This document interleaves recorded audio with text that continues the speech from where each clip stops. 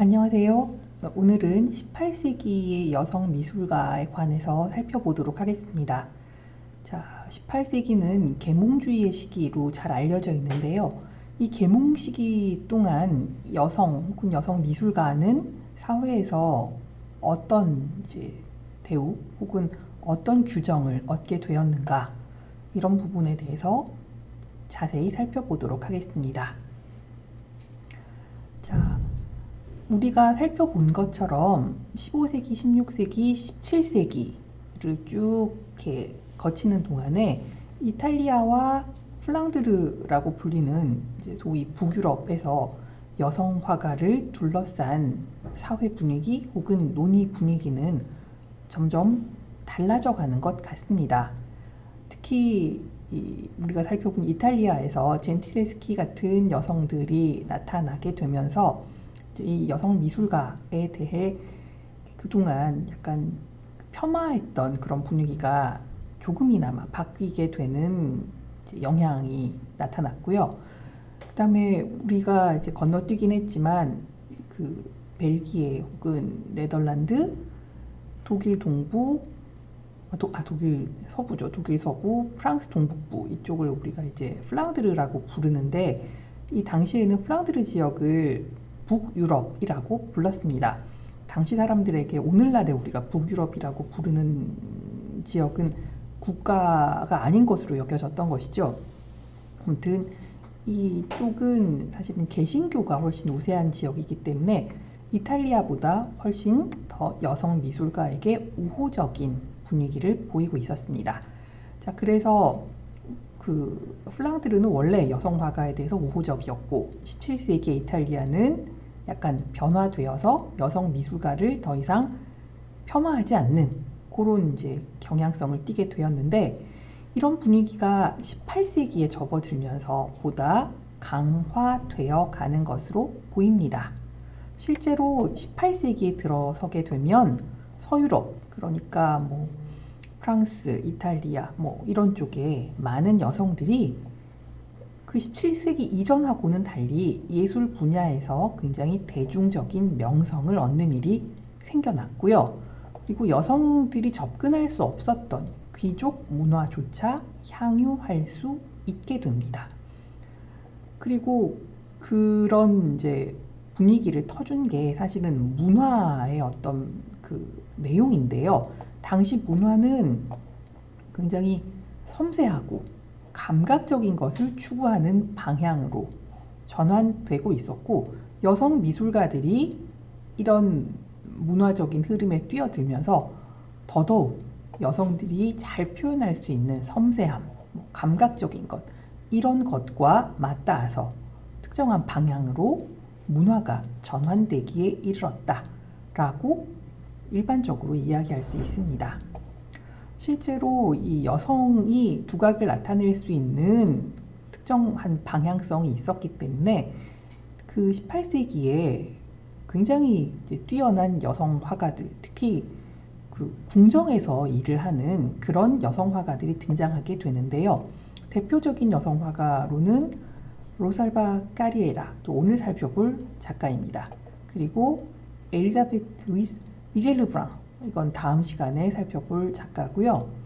라비 유키아, 이런 작가도 있긴 하지만 이제 아델라이드 라비 유키아는 저희가 살펴보지 않겠습니다. 자, 근데 이런 3명의 여성 화가가 직업 화가로서 인정을 받았다라는 사실은 18세기의 일반적인 분위기가 여성의 공적 활동을 제한했다라는 분위기에 비춰오면 굉장히 놀라운 일이라는 것이죠. 어떻게 여성 직업 화가가 사회적으로 인정을 받는 일이 가능했을까? 자, 그래서 조건들을 찾아보도록 하겠습니다. 사실 18세기는 이미 부르주아가 이제 특정한 계급을 이제 굳건하게 구축해 가고 있는 그런 상황이었고요. 이 부르주아들이 가지고 있는 경제적인 파워 때문에 부르주아들의 요구를 귀족들이 무조건하고 묵살할 수는 없었습니다. 그래서 18세기는 귀족적인 것뿐만 아니라 부르주아들이 요구하는 여성성이 조화를 이루어서 뭔가를 이제 분위기를 만들어 갖고 있었는데요. 그런 분위기 속에서 여성 화가, 여성 미술가가 사회적으로 인정받기 위해서는 적어도 두 가지 조건이 있었습니다. 첫 번째는 뭐냐면 여성 화가가 자신의 아름다움, 우아함, 정숙함 등을 강조하면서 자기 이미지를 표현하는 한 뭐예요? 요것들은 여성에게 강조되는 덕목이죠. 이런 것들을 잘 내보이는 한에서, 그리고 여성 화가들이 그려낸 그림이 이러한 구조, 오겠어요. 여성의 전형적인 여성성을 더욱 굳건하게 만든다 라고 보이는 한에서 이 여성 미술가들은 공적인 미술계에서 자신들의 자리를 보장받거나 자신들의 역할을 수행할 수 있었다는 거죠. 자, 그러다 보니 당시에 모든 여성 화가들이 재현이라고 하는 방식을 통해서 새로운 여성성을 이야기하거나 새로운 여성성을 위한 이데올로기를 형성한다? 이런 건 꿈도 꿀 수 없는 상황이었다. 그래서 여성들은 계속 가부장제 이데올로기가 규정하는 바의 여성성, 그러니까 전형적인 여성 이미지를 계속 확대 재생산하는 하에서 자신들의 어떤 역할을 보장받고 수행할 수 있었다라고 얘기할 수 있겠습니다. 그러니까 18세기에 여성 화가들이 약진한다고 해서 그게 이제 우리가 살펴본 젠틸레스키와 같은 의미를 갖는다라고 얘기하기는 매우 어렵다는 것이죠. 자, 사실 이 18세기는 이제 17세기 루이 14세가 프랑스의 기반을 잘 닦아놓고 그 위에 프랑스가 문화 대국으로 올라서면서 실제로 프랑스가 서유럽 문화의 선구적인 역할을 했다라고 볼 수 있습니다. 그렇다면 루이 14세가 도대체 어떤 일을 했고 문화적인 분위기를 어떻게 만들었는가, 뭐 이 부분을 알아야 우리가 그 다음 얘기를 할 수가 있겠죠. 자, 그 루이 14세는 태양왕으로 알려져 있고 이 왕이 굉장히 영민할 뿐 아니라 문화예술을 사랑하는 그런 왕으로 알려져 있죠. 이 왕은 사실은 그 우리한테는 뭐 베르사유 궁전을 지은 왕, 그리고 중앙 집권을 실제로 구현한 왕, 이런 걸로 알려져 있지만 사실 루이 14세도 알게 모르게 고충이 되게 많았어요. 왜냐하면 루이 14세가 굉장히 어린 나이에 왕에 오르게 되는데 왕에 오를 수밖에 없었던 까닭은 주위에 왕위를 이어받을 사람이 없었기 때문이에요. 아버지, 뭐 삼촌, 뭐 이런 사람들 전부 다 왕위에 오르면 2, 3년 내로 죽어 나갑니다. 뭐 사고로 죽기도 하고 독살 당하기도 하고, 그러니까 이 왕권이라고 하는 게 뭐 이야기할 수준이 아니었던 거죠. 왜? 귀족들의 권력이 너무 셌기 때문이에요. 그래서 자신들의 뜻대로 좌지우지할 수 있는 왕을 허수아비로 세우고 이 귀족들이 모든 권력을 나눠 갖기를 원해서, 그러니까 어린아이를 왕으로 내세웠던 거죠. 근데 이 루이는 그걸 참을 수가 없었던 거예요. 그래서 어떻게 하면 귀족들의 권력을 뺏어서 왕이 모든 권한을 손아귀에 쥘 수 있을까를 열심히 연구를 합니다. 그래서 생각해냈던 게 그 파리에 있는 왕궁을 버리고 왕궁을 옮겨간다라는 거였어요. 그래서 원래 이제 왕궁은 루브르예요. 루브르 미술관으로 요즘 알려져 있는 거기가 원래 왕들이 살던 곳인데 거기는 파리 한복판이잖아요. 그러다 보니 왕궁에 왕을 넣어놓고 왕궁 주위에 사는 귀족들이 왕이 자는 동안 혹은 왕이 뭐 병석에 누워있는 동안 모여서 모든 모의를 하는 게 가능했던 거죠. 그래서 이제 이 루이는 안 되겠다. 이제 이미 멀리 왕궁을 옮기고 이 귀족들이 아침에 어쨌건 아련을 하러 와야 되니까 왕을 만나러 왔다가 하루 종일 혹은 집에 못 돌아가도록 계속 베르사유에 머물도록 해서 이 귀족들이 함께 모여서 뭔가 모의를 할 수 있는 시간을 주지 말아야겠다. 그럴 기회를 아예 주지 말아야겠다. 이런 생각을 합니다. 그래서 원래 그 베르사유의 터는 사냥하는 이제 작은 오두막 같은 거였다고 해요. 그러니까 왕족들이 사냥하는 사냥터에 딸려 있는 작은 집이었던 거죠. 그리고 사실 요즘에도 이렇게 파리에서 베르사유 가려고 그러면 꽤 멀어요. 그 뭐라 그래야 되죠? 그러니까 통근 열차라고 불러야 되나? 아무튼 그 통근 열차선 같은 걸 타고도 한참을 가야 되거든요. 그래서 거의 파리 중심에서 베르사유까지가 30km 정도 떨어져 있는 걸로 아는데 그 멀리에 왕궁을 짓습니다. 그러니까 당시 사람들 다 반대했는데 아무튼 지어요. 그러고서는 이제 귀족들이 아침에 이제 문안을 하러 오면 거기서 인사를 받고 귀족들이 계속 거기 머물도록 해야 됐기 때문에 계속 볼거리, 즐길 거리를 마련할 수밖에 없었어요. 그래서 그 점심 먹고 낮 동안에는 이제 그 정원이 굉장히 잘 돼 있거든요. 정원을 거닐거나 아니면 인공 수로를 팝니다. 거기서 뱃놀이를 하거나 이렇게 즐길 수 있도록 하고 저녁이 되면 왕이 실제로 발레를 하거나 아니면 뭐 오페라 무대를 열거나 그래서 실제로 왕이 뭐 춤도 추고 그렇게 하는 거죠. 아니면 그 이제 뭐 화가들을 불러다가 그림을 그리게 해서 그걸 귀족들에게 보여주거나 그리고 저녁 먹고 나서는 무도회를 여는데 맨날 무도회 하면 지겨우니까 또 다른 볼거리, 불꽃놀이 뭐 이런 걸 한다거나 그래서 이 귀족들이 밤 늦게까지 집에 돌아갈 수 없는 상황을 만들어요. 그래서 밤새 파티를 하고 집에 돌아간다고 해도 거의 해뜰녘쯤에 집에 돌아갔다가 잠깐 눈을 붙이고 일어나서 거의 눈곱 떼고 옷 입고 아주 간단하게 빵과 커피, 아니, 당시 커피가 없었겠죠? 빵 뭐 이런 걸 간단히 먹고 돌아오는 다시 이제 왕에게 인사를 하러 그 베르사유로 돌아오는 이런 패턴으로 귀족들이 움직이도록 왕이 다 계획을 했다는 거죠. 그러다 보니 귀족들은 매번 이제 왕한테 불려다니느라 정신을 못 차리게 되고 그래서 권력으로부터 점점 멀어지게 되는 거죠. 상대적으로 왕은 귀족들이 가지고 있던 모든 권한을 다 뺏어서 왕권을 강화할 수 있게 되었다. 사실은 베르사유로 그냥 이사를 간 게 아니라 이 똑똑한 왕이 뭔가 노리는 지점이 있어서 없는 돈을 가지고 왕궁을 축조하고 거기 계속 머물렀다 라고 이야기할 수 있겠습니다. 그러다 보니 굉장히 자연스럽게 프랑스의 궁중 미술이 발전하게 됩니다.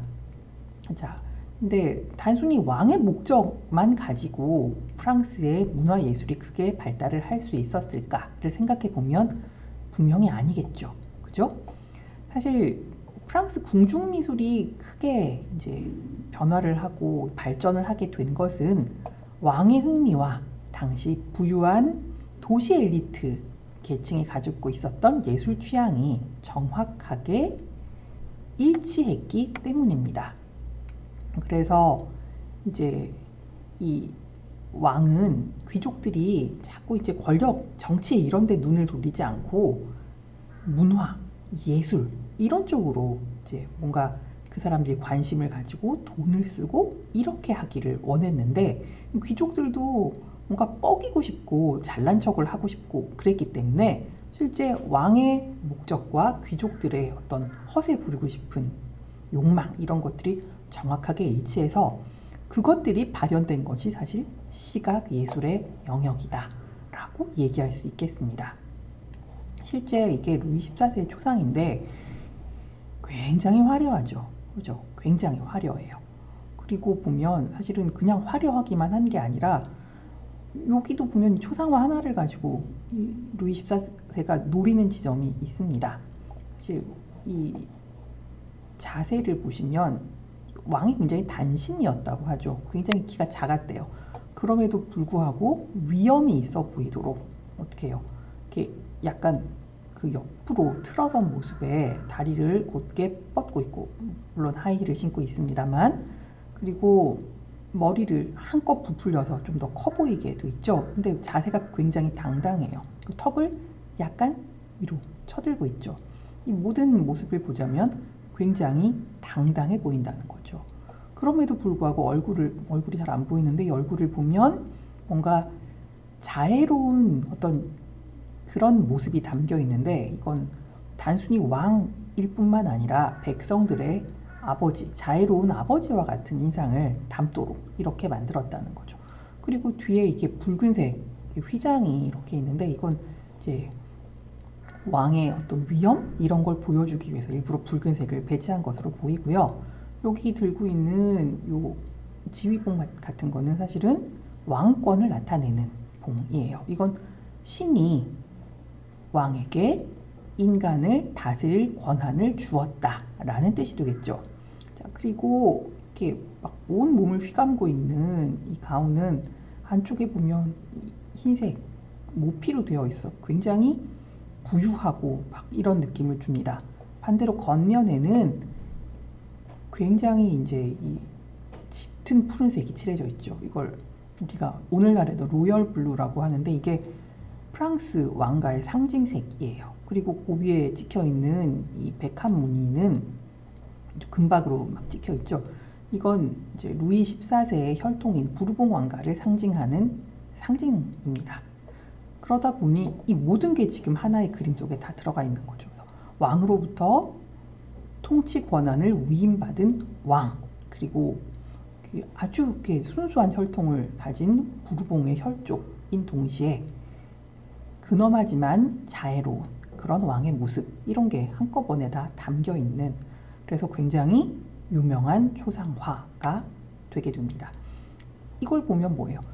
이미 루이 14세는 초상화라는 이미지 속에 자신을 어떤 이미지로 담아내야 하고, 그리고 보는 사람들이 자신을 어떤 이미지로 읽어낼 것인지를 당시에 이미 다 계산을 하고 그려내고 있었다라는 거죠. 17세기, 18세기로 넘어가게 되면 실제 정치가들이 누구겠어? 왕조 이런 사람들이 이 초상화를 활용해서 뭔가 그 자신의 이데올로기를 더 쉽게 전파하는 이런 일들이 가능해졌다는 거죠. 자, 실제로 이제 루이 14세의 방금 이제 제가 루이 14세의 초상화를 이제 설명한 부분이고요. 여기 또 루이 14세는 실제로 궁정에서 뭐 발레를 하기도 하고, 사실 클래식 발레 하면 항상 루이 14세가 그린 보법 얘기가 나와요. 그러니까 춤을 어떻게 출 것인지 안무를 하고 그걸 다 이제 그림으로 그려 남겼다는 거죠. 그만큼 루이 14세의 궁정은 문화 예술로 가득했는데 사실 궁정 자체의 모습도 굉장히 연극적인 모습이었다는 거죠. 왜? 특정한 이데올로기를 재생산하기 위해서. 그건 뭐다? 남성적 권력이 어떤 역할을 하는지, 그러니까 남성 권력 중심의 이데올로기를 확고히 하고, 그 남성 권력은 뭐겠어요? 왕이겠죠. 그죠? 이걸 널리 알리기 위해서 궁정의 모습 자체도 연출을 했다는 거죠.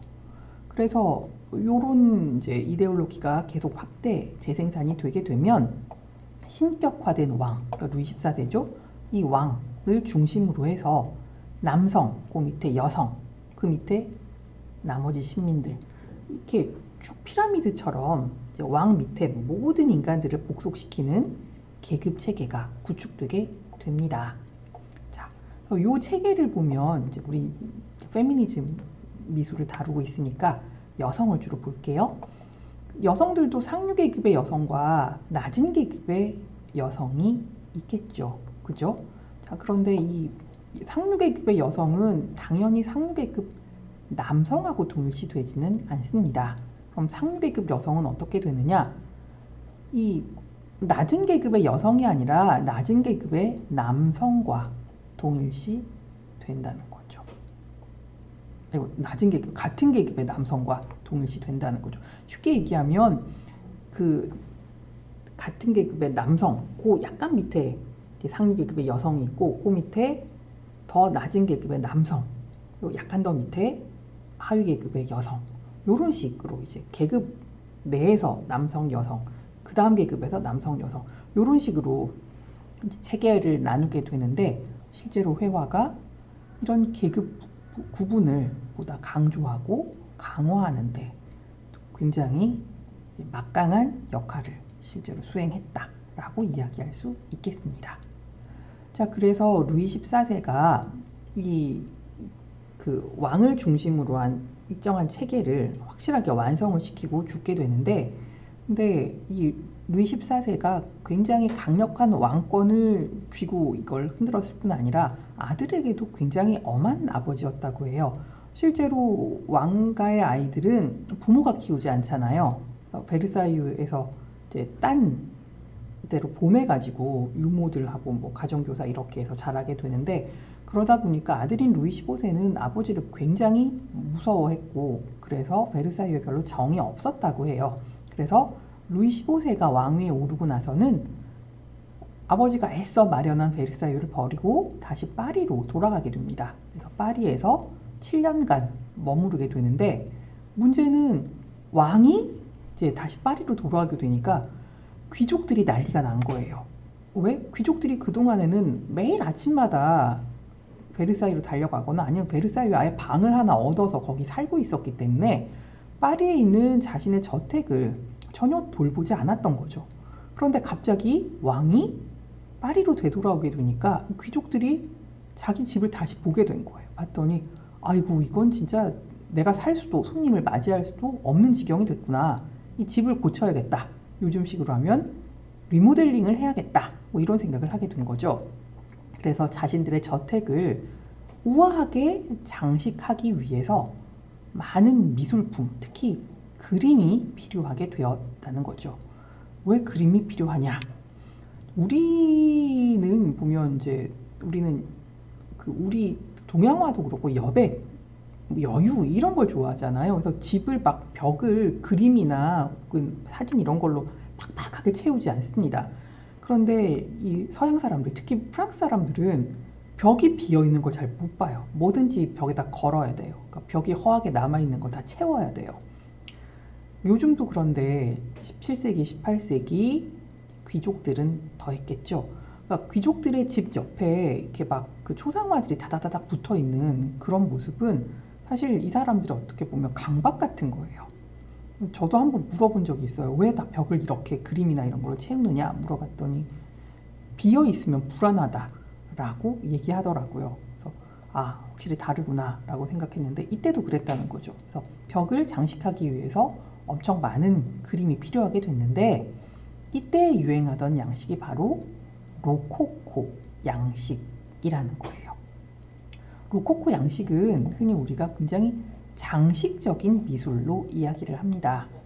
대표적으로 와토가 그린 이제 키테라 섬의 순례 같은 그림이 있는데, 이 그림을 보시면 도대체 이게 뭐 하는 그림인지는 아무도 몰라요. 그래서 키테라 섬에 왜 순례를 가지? 키테라 섬이 뭐 하는 거지? 이건 사실은 문화적인 배경이 필요한 거죠. 그죠? 근데 그림을 보면 뭘 그린 건지는 모르겠지만 사람들이 이렇게 나오고 옷을 굉장히 잘 차려입어서 예쁘다. 그리고 이런 몽환적인 분위기가 약간 신비롭다. 이런 느낌을 준다는 거예요. 여기 보면 사실은 이제 잠깐 설명을 드리면 키테라 섬은 사랑의 섬으로 알려져 있어요. 이 키테라 섬엔 모든 연인들이 이제 마음껏 사랑을 나눌 수 있는 그런 섬이라는 거죠. 근데 이 섬으로 왜 순례를 가느냐? 이 지금 순례를 떠난 이 사람들은 실제로 이 사회 내에서 사랑을 허락받지 못한 연인들이라는 거예요. 쉽게 얘기하면 불륜이라는 거죠. 그런데 굉장히 잘 차려입은 걸로 보아 이 사람들은 다 귀족이라는 거예요. 귀족들이 불륜을? 당시에는 그랬어요. 왜냐하면 이 귀족들은 날 때부터 이미 정혼자가 정해지죠. 그래서 정략결혼의 희생이 되었기 때문에 정략결혼을 묵묵하게 수행하는 대신에 그 결혼생활 유지하면서 뒤로 자유연애를 할 수 있도록, 그러니까 완전히 허용된 건 아니고 암묵적으로 그렇게 되어 있었던 거죠. 하지만 누구누구 부인으로 불렸기 때문에 대놓고 연애를 할 수는 없다는 거예요. 그러니까 숨어서 연애를 해야 하는데, 문제는 우리도 당당하게 연애하고 싶다라는 열망이 있었던 거죠. 그래서 이 인정받지 못하는 이제 불륜을 저지를 수밖에 없는 연인들이 키테라 섬으로 순례를 떠나서 거기서 마음껏 사랑을 나눌 수 있었으면 이라는 열망을 담아서 와토가 이런 그림을 그렸다는 거예요. 그래서 키테라 섬에 순례를 간 사람들이 모두 다 귀족이다 보니까 옷들, 연인을 만나러 갔는데 얼마나 잘 차려 입었겠어요. 그러다 보니 이 사치스러운 그리고 굉장히 쾌락적인 그런 느낌이 강하게 그림을 그렸고, 그리고 여기 보시면 뭐 금도금, 뭐 굉장히 화려한 장식, 그리고 이런 부분들 보면 이제 여기도 그렇고 실제로 막 그 옷에 주름이 잘 보이고, 여기도 앉아 있는데 주름들이 잘 드러날 만큼 굉장히 정교하게 재현을 하고 있죠. 그래서 이런 걸 보면 사실은 이제 내용은 불륜의 연인들 뭐 이런 거지만 분위기는 굉장히 꿈 같은, 정말 그랬으면 좋겠다라는 이런 분위기를 잘 담아내고 있고, 색채나 혹은 이 묘사 자체가 굉장히 화려하고 이제 뭔가 좀 우아한 그런 느낌을 주었다는 거예요.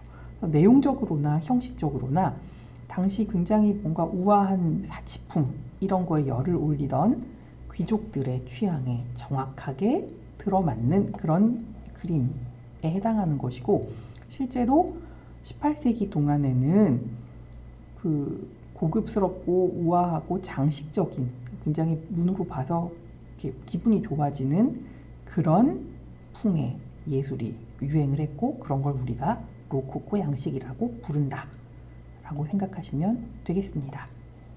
자, 그래서 이제 로코코 양식이 유행하게 되니까 이건 굉장히 섬세하게 그려야 되고, 그죠? 뭔가 약간 우아한 느낌이 있어야 되잖아요. 그러다 보니 어떻게 되겠어요? 여성 화가들이 그린 그림이 어필할 수 있게 되었던 거죠. 그래서 이 귀족들이 그 루이 15세가 파리에 머문 7년 동안 자신의 집을 치장하기 위해서 엄청나게 많은 회화를 사들이게 되었고, 그러다 보니 여성 화가가 그린 그림들도 팔리게 되는 그런 이제 일이 생겼던 거죠. 굉장히 한시적으로. 근데 7년 동안만 파리에 머물렀다 그랬잖아요. 그래서 7년 후에 루이 15세가 베르사유에 돌아가고 나서 어떻게 되었을까? 이런 문제가 생기겠죠.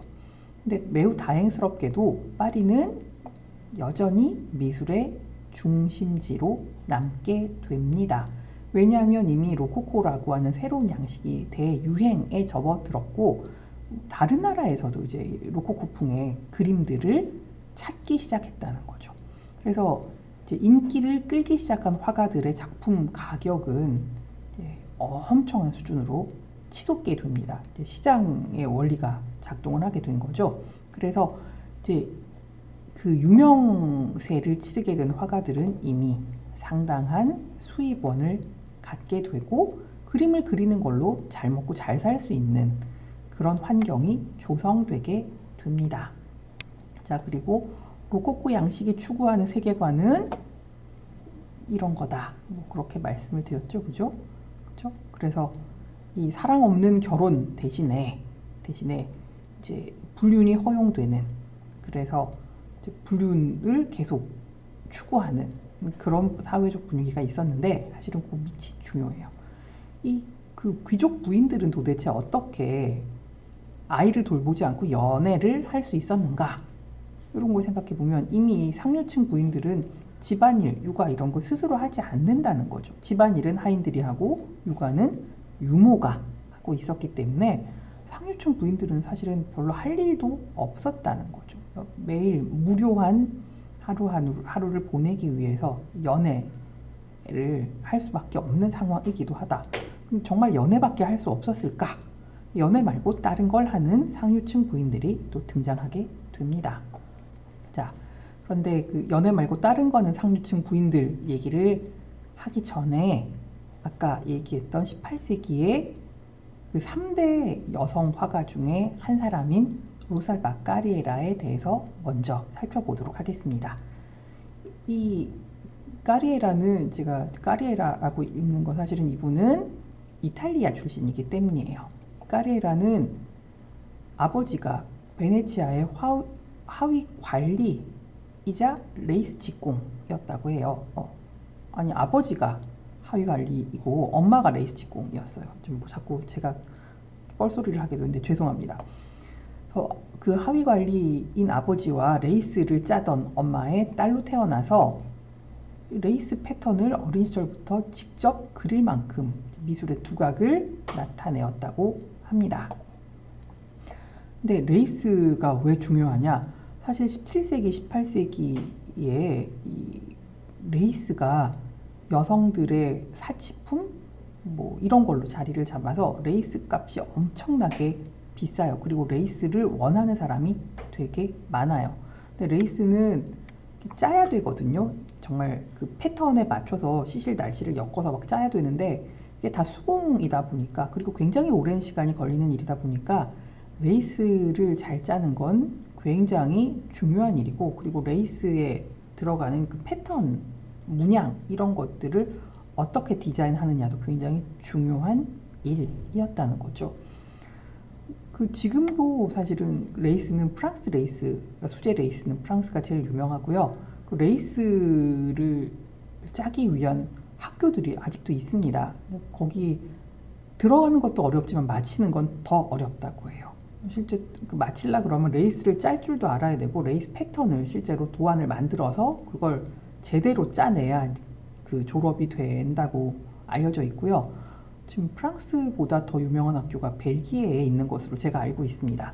아무튼 이 당시부터 지금까지 레이스를 짜는 건 굉장히 이제 고급한 그런 노동이었다 라고 생각하시면 되고, 어릴 때부터 레이스 패턴을 그릴 정도다 라고 하는 건 이분이 실제 그 미술에 대한 이 재능이 상당했다 라고 생각할 수 있습니다. 그래서 레이스 패턴을 그리는 데서 시작해서 무슨 상자 장식 뭐 이런 거를 하다가 결국은 미술가의 길로 들어서게 되었습니다. 까리에라는 특히 파스텔을 굉장히 잘 사용했다라고 알려져 있는데, 파스텔이야말로 어떤 미묘한 색채감, 그리고 미묘한 색채들을 한데 모아서 굉장히 뭔가 화려하고 몽환적인 이런 분위기를 만들어내는데 굉장히 좋은 그런 매체죠. 요걸 굉장히 잘 사용해서 실제로 이제 프랑스의 루이 16세가 자신의 초상화를 주문하게 되면서 전 유럽의 이름을 널리 알리게 됩니다. 자, 그래서 이제 그 루이 16세 어린 모습을 이제 그리기 위해서 파리로 오게 되는데, 파리에서 사실은 이제 당시 아까 키테라 섬의 순례를 그린 앙뚜안 와또하고 까리에라가 몇 번 만나게 되었다는 거죠. 그래서 그걸 계기로 해서 까리에라가 와또의 그림을 그리기도 합니다. 자, 이게 이제 파스텔로 그려진 그 와또의 그림 초상화인데요. 보시면 하이라이트가 굉장히 잘, 이런 부분 거의 반짝반짝하는 것처럼 돼 있잖아요. 그리고 여기 보시면 이제 레이스로 된 이제 그 스카프 이런 것도 질감이 굉장히 아름답게 그려졌죠. 그리고 굉장히 섬세하고 예민했던 와토의 모습이 굉장히 잘 그려져 있다는 거죠.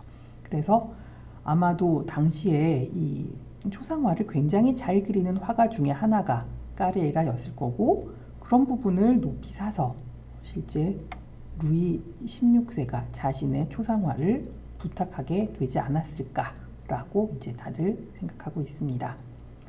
자, 그래서 프랑스에서 이제 초상화 하면 까리에라라는 이름을 이제 언급할 만큼 유명세를 치렀던 까리에라는 놀랍게도 1720년 10월에 프랑스 왕립 아카데미에서 회원으로 선출되게 됩니다. 자, 여성 화가가 프랑스 화가들의 거의 최고가 모여 있는 왕립 아카데미 회원으로 선출이 되었다?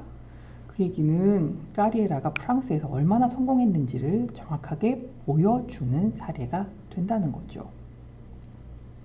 자, 그리고 까리에라가 이제 계속 초상화들을 그려내면서 초기 궁정미술의 관례도 덩달아 변화되게 됩니다.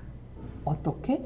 사실은 아까 루이 14세 초상화를 보면 군주가 원하는 바에 따라, 그러니까 군주의 말 한마디에 따라 화가가 자신의 스타일을 버리고 왕의 말을 따라서 그림을 그려야 하는 그런 상황이 루이 14세 때의 상황이라고 하면, 루이 15세를 거쳐 16세 정도 오게 되면 화가가 스스로 새로운 양식을 만들어 낼 수 있도록 그렇게 궁정 미술의 관례가 변화되는 데 있어서 까리에라가 굉장히 큰 역할을 해내게 됐다는 거죠.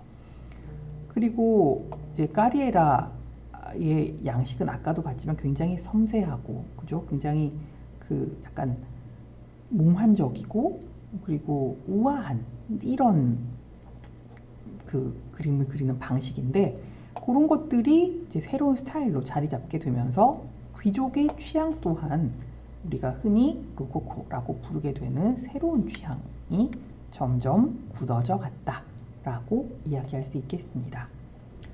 자, 그래서 이렇게 아카데미 회원으로 선출이 되고 궁정 미술의 분위기마저 바꿨다라고 하면 까리에라가 굉장히 대단한 미술가다라고 생각할 수 있었겠지만, 사실 그 이유를 파헤쳐 보면 까리에라가 아카데미 회원이 될 수 있었던 까닭은 완전히 다른 데 있었습니다. 자, 첫 번째는 뭐냐면, 까리에라가 아카데미 회원이 될 수 있었던 건 굉장히 특수하고 짧은 기간, 다시 말해 로코코 양식이 미술계 전반을 지배하던 딱 그 시기에 한정됐던 일일 뿐이라는 거죠. 그 전에도 없었고 그 이후에도 없었다는 거죠. 그걸 다시 얘기하자면, 이 로코코가 갖는 매혹적인 성향이 원래 미술의 목적인 교훈보다 더 높이 평가될 때만 프랑스 화가들이 자유를 누리고 개성적인 그림을 그릴 수 있었다는 얘기죠. 돌려 말하면 항상 그 프랑스나 서유럽 쪽에 그 왕권하고 관련되어 있는 이런 미술은 언제나 왕의 말씀을 전하는, 다시 말해 교훈을 주는 것이 미술을 하는, 회화를 그리는 목적이었다는 거죠. 이게 잠시 잊혀졌던 시기가 바로 로코코 그 시기인데, 로코코 그 시기 동안은 미술이 뭔가를 얘기하거나 교훈을 주기보다는 굉장히 매력적인 색감, 뭐 우아한 붓터치, 섬세함, 이런 것들이 사람들을 매혹시키는 그 시기였는데, 이 로코코를 지나게 되면 금방 또 고전주의, 신고전주의가 들어서서 다시 교훈을 주어야 돼, 특정한 메시지를 주어야 돼 라는 미술의 목적이 되살아나게 된다는 거죠. 그러면 여성 화가는 또다시 설 자리가 없게 된다 라고 이야기할 수 있습니다. 그 얘기는 뭐다? 여성 미술가들은 특정한 메시지를 주는, 특히 특정한 메시지는 뭐겠어요? 언제나 우리가 가치 있는 것으로 생각하는 뭐 충성, 뭐 효도, 뭐 우애, 신의, 이런 어떤 굉장히 지고한 가치를 담아내는 그림은 여성이 감당할 수 없다, 이런 이야기랑 또 거의 맞닿아 있는 얘기라는 거죠. 그래서 까리에라가 그 로코코 시기에 아카데미 회원으로 선출됐다라는 거는, 여성성이 뭔가 발휘될 수 있는 그런 그림이 지배적이었던 시기에만 여성 화가가 두각을 나타낼 수 있는 것이구나, 이런 해석으로도 이제 여겨질 수 있다라는 얘기가 되겠습니다. 자, 그러면 이 18세기 초중반 요 시기에는 이 여성 미술가들만 문화예술계에서 약진했는가라는 이제 의문이 들 텐데, 이 까리에라가 그 굉장히 유명한 화가로 좋은 대우를 받던 그 시기에는 다른 여성들 또한 문화계에서 두각을 나타내게 됩니다. 실제 까리에라가 파리에 머물렀던 이 시기에는 여성들 중에서도 학식이 있는 여성들, 누구겠어요? 상류 계층의 여성들이겠죠. 이런 여성들이 새로운 도시 지식인 계급의 공적인 삶에서 모습을 드러내기도 했다는 거. 이게 우리가 얘기하는 살롱이에요. 도시 지식인 계급 뭐예요?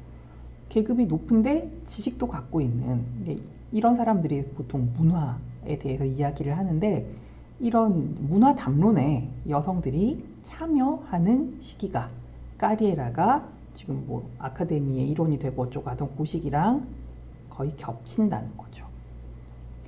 그럼 이 학식이 있는 귀족 여성들은 언제부터 문화계에 진출을 했는가?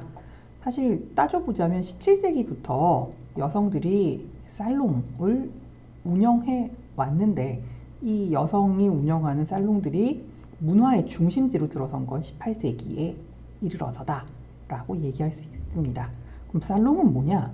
살롱은 그 집에 있는 긴 방이에요. 혹시 베르사유 가보신 분들 계신지 모르겠는데, 베르사유 가보시면 되게 이상한 게 뭐냐면 그냥 방들이 쭉 이어져 있어요. 그리고 칸을 그냥 뭐라 그래야지, 통으로 이렇게 복도가 되어 있고 복도들을 뚝뚝뚝 나누면 그게 방이 되는 약간 그런 느낌이에요. 그래서 큰 방이 필요하다라고 하면 나누는 걸 길게 나눌 수밖에 없는 거죠. 이 긴 방, 이걸 회랑이라고 부르고 불어로 살롱이라고 부르는데, 이 자신의 집에 있는 이 긴 방을 오픈하는 거예요. 오픈해서 사람들을 초대하는데, 주로 어떤 사람들이냐면 문화예술에 관심이 있는 귀족들과, 그리고 재능은 있는데 아직 후원자를 찾지 못해서 이제 굉장히 힘들게 작업을 하고 있는 젊은 예술가들 함께 부른다는 거예요. 그 방에서 서로 소개하고 이제 이야기를 나누게 하면서 이 재능 있는 젊은 예술가들과 문화를 사랑하는 귀족들을 연결해주는, 그래서 후원자를 이렇게 맺어주는 그런 역할을 살롱 주인들인 이제 귀족 여성들이 담당하게 되었다는 거죠. 여기 이름이 나열되어 있는 분들이 이제 살롱 안주인들이죠. 되게 유명한 이제 살롱 주인들이에요.